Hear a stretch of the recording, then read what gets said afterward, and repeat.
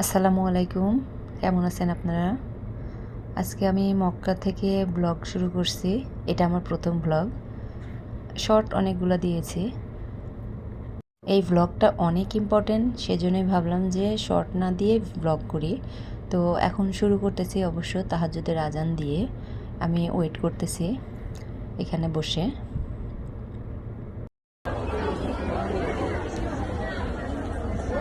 أشهد أن محمدا رسول الله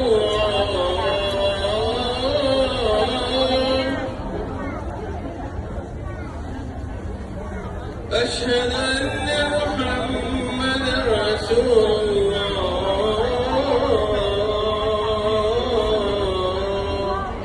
তো তাহাজ্জুদের আজানের তো কিছুটা শোনালাম। এখন এখানে অবশ্য বসে আছি আমি হাতিমে কাবাতে নামাজ পড়ার জন্য। এখানে নামাজের জন্য ওয়েট করতে হয় অনেকক্ষণ ধরে। কারোর কপাল ভালো থাকলে দেখা যাচ্ছে ফজরের পরে আসলেও সিরিয়ালে পেয়ে যায়, কিন্তু আমার অনেক সময় লাগতেছে। আমি যেহেতু প্রথম নামাজ পড়বো হাতিমে কাবাতে, তো আমি প্রথমে বুঝিনি যে এখানে কখন আসলে ভালো হয়। আমাকে সবাই বলতেছিল এই সারে পরে আসতে, তবুও আমি রাতে 2টার সময় থেকে এখানে আসি। প্রথমে তো সেই 75 নাম্বার গেটটা তো খুঁজেই পাচ্ছিলাম না, খুঁজতে খুঁজতে আমার রাত 2টা বেজে গেছে। এখন আমার অপেক্ষার পালাটা শেষ হলো।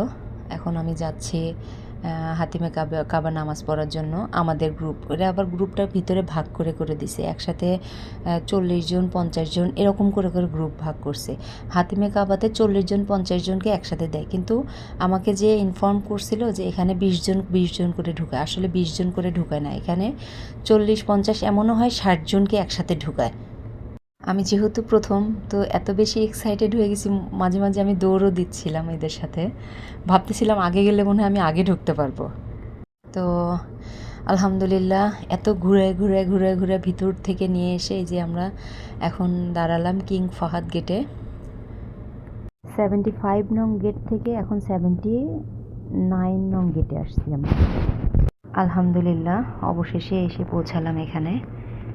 আমি এত বেশি খুশিতে এক্সাইটেড হয়ে গেছি যে আমি এত পরিমাণে আবেগে আপ্লুত হয়ে গেছি, আমি আপনাদেরকে ভাষায় বোঝাতে পারবো না যে আমি হাতিমে কাবাতে নামাজ পড়বো। আলহামদুলিল্লাহ, আল্লাহ আমাকে হাতিমে কাবাতে নামাজ পড়ার সুযোগ করে দিছে। তবে এইখানে পৌঁছাতে আমার 7 ঘন্টা লেগে গেছে। আমি রাতে 2টা থেকে এখন 9টা বাজতে 5 মিনিট বাকি আছে। আর হয়তো 5-6 মিনিট লাগবে এখানে ঢুকতে। একদল আছে সামনে, তারপরে আমরা ঢুকবো। কেমন যেন বুকের মধ্যে ধরফর ধরফর করতেছে, ভয়ও লাগতেছে, আবার খুব আনন্দও লাগতেছে আমার।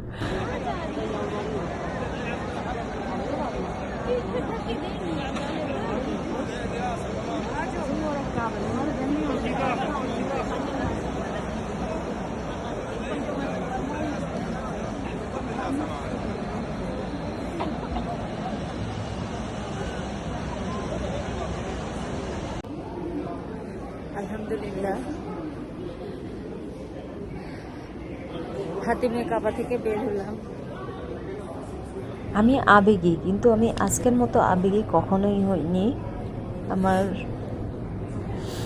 সত্যি খুবই খুশি লাগতেছে, খুবই খুশি লাগতেছে। মনে হচ্ছে যে আমি দুনিয়াটা মনে হয় জয় করতে পারছি।